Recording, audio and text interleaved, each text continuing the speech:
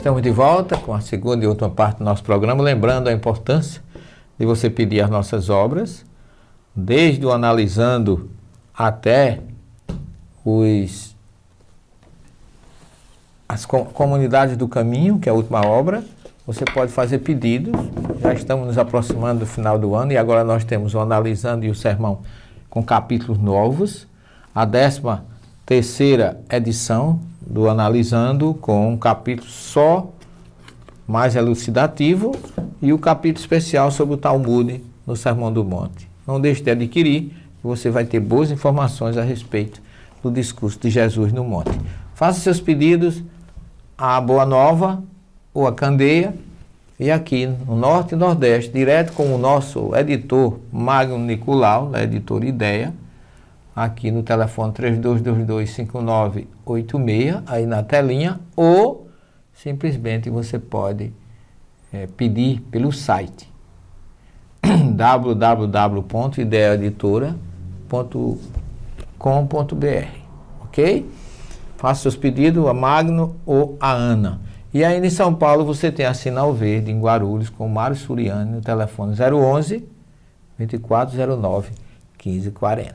Ok? Vamos dar prosseguimento aqui à parábola do festim das núpcias ou das bodas, que você vai encontrar tradutores chamando de núpcias ou bodas, que era uma festa muito importante, inclusive dizia-se naquela época que você poderia deixar de ir até a sinagoga ou ao templo orar para ir a uma festa de casamento.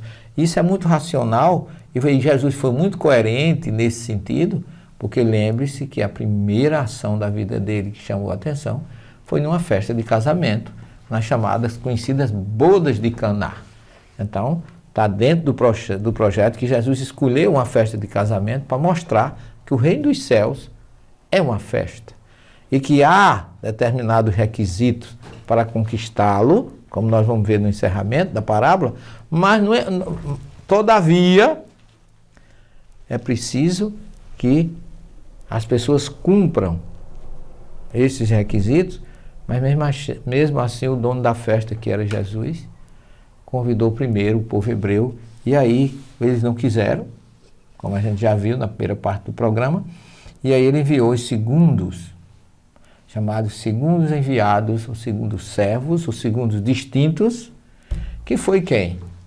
Os seus discípulos, os 70, e outros que depois de discípulos e depois dos 70 se transformaram em apóstolos, que durante o primeiro século, nas figuras de Paulo, Pedro, João, André, Filipe, Bartolomeu, Tomé, Mateus, todos deram a própria vida, né?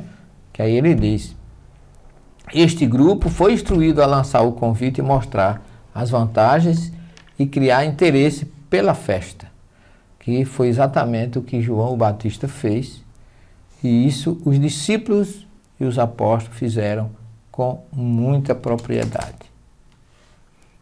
Então nós vamos, e aí os outros ultrajaram e mataram os servos. Quem foram esses outros? Esses outros foram os romanos. Aqueles que pelas perseguições movidas contra o cristianismo primitivo, a gente tem toda essa história, né? A gente sabe o cristianismo do primeiro século foi um cristianismo de catacumbas.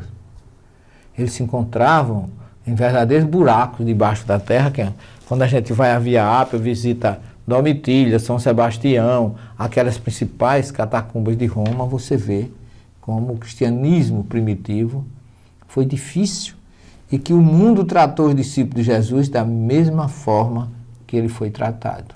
E mataram a todos.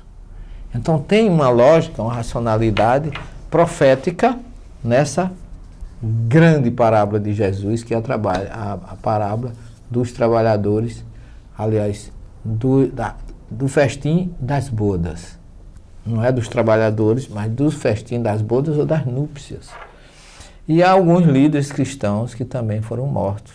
Estevão e o Tiago, irmão de João, que foi a primeira vítima em Jerusalém, foi mandado degolar e está mostrando que ultrajaram e mataram aqueles que ele enviou. E aí, o rei enviou os seus exércitos, destruiu os homicidas e incendiou a sua cidade. Aqui a gente pode ver uma certa profecia, como está na destruição de Jerusalém pelo imperador Vespasiano, né? Tito Vespasiano, que destruiu Jerusalém em 70, e a gente vê como se fosse uma referência profética de Jesus a esse grupo romano que destruiu Jerusalém.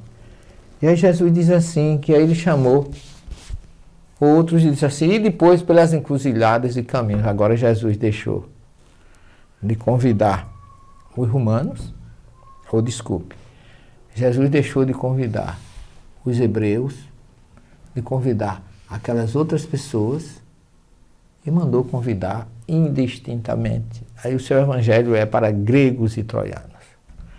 Eu até acho muito forte quando Mateus diz, ide, não vá à cidade dos samaritanos. Parece que Jesus não veio resgatar também o samaritano, quando Jesus valorizou tanto o samaritano, mas aí eu entendo como o lado judaico de Mateus, que é ele que estava escrevendo, né? Então aí Jesus chamou os gentios ou pagãos e chamou e enviou um grande diplomata para esse trabalho, que foi o nosso querido e conhecido Paulo de Tarso. Paulo, na verdade, foi aquele maior requisitado por Jesus para chamar os pagãos e os gentios. Que a mensagem do Evangelho, segundo Jesus, seria universal. Basta que você escute Jesus dizer que não se perderá nenhuma das ovelhas que o Pai me confiou. Ou seja, eu vim para que todos tenham vida, eu sou o bom pastor.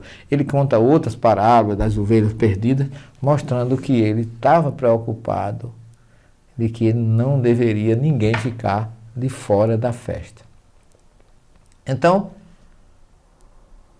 ele entra, segundo a história, e viu um homem que, embora tendo sido convidado para vir à festa, ele não trajava a veste nupcial. Parece até um contrassenso, porque ele mandou convidar todos indistintamente.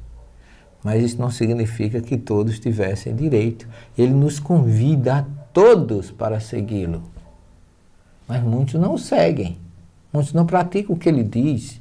É por isso que ele disse, não é o que disse o Senhor que entrará no reino dos céus, mas só aquele que faz a vontade do meu Pai. E qual é a vontade do meu Pai? Que vocês se amem, que vocês sejam o servidor de todos, quem quiser ser o maior. Então, na verdade, há uma condição para você entrar no reino dos céus. Na nossa visão espírita, é que você tenha um perispírito puro. O que é um perispírito puro? É que você tenha sido alguém que se dedicou ao amor, à caridade, ao perdão, à compreensão, à tolerância, à indulgência, e vai por aí. Adjetivos de solidariedade e amor para com o outro. É isso que Jesus sempre se preocupa de que não falte para nós. Eu acho isso muito, muito interessante, porque o convite está feito. Mas você tem que ter o mínimo, a veste nupcial. Agora, tem uma passagem aqui que ele fala que, como o homem não tinha veste nupcial, ele disse assim, amarrai-lhe os pés e as mãos e jogai nas trevas exteriores, que ali haverá choro e ranger de dentes. Ora, muita gente pensa que essas trevas exteriores é o inferno, e o ranger de dentes é a revolta. E nós temos que analisar que as festas de núpcia, Jesus falava numa época que não tinha energia. É preciso que a gente volte no tempo para entender muita coisa que está lá no Evangelho, de acordo, compatível com a época, que não, por isso fica mais fácil da gente compreender, e não significa que não sirva para o presente. Serve até mesmo para esclarecer a diferença de uma festa naquela época para uma festa hoje. Basta que você entenda que na Idade Média, para um rei tomar um banho, ninguém naquela época tomava um banho de chuveiro. Não existia água encanada. Só os romanos é que teve aquele grande processo de condução de água, mas o chuveiro, o banho de chuveiro, poucos reis tomaram. No século I, II, XI, XII, XIII, na história da humanidade. Hoje qualquer pessoa toma um banho de chuveiro, você precisa ser rei. Então na época de Jesus, os palácios eram todos iluminados interiormente pelas tochas de azeite. Mas lá fora era escuro. Então amarrai-lhe ou atalhe os pés e as mãos e jogai nas trevas exteriores. Quer dizer, lá fora as festas eram noturnas. Quando a pessoa saía do palácio já era escuro. Quem mora no interior, em cidades como eu nasci que não tem energia, você sai da cidade que entra no campo, já está totalmente escuro, você não vê nada. Até a pupila se adaptar é difícil. Então as pessoas eram jogadas nas trevas, na escuridão da noite. Ali haverá choro e ranger de dentes, porque em determinadas ocasiões, na época do final do ano, aquela região de Israel é fria. Então a pessoa ficava na escuridão e com frio, e batendo os dentes do frio. Então é uma metáfora do abandono, de não estar no calor do reino dos céus, que sofre aquele que não segue o evangelho e que não tem uma veste nupcial ou que não tem um perispírito puro. E como não temos mais tempo para o nosso programa de hoje, damos por encerrado, convidando você para mais parábola na próxima semana, se Deus assim o permitir. Um beijo, saudades, um beijo no coração e muita paz para todos. Até na próxima semana, se Jesus o permitir. Como é possível mudar de vida sem recorrer ao suicídio? E se pudéssemos salvar vidas e o mundo melhorasse para todos nós? Juntos nós podemos. Invista neste canal. Invista em um mundo melhor.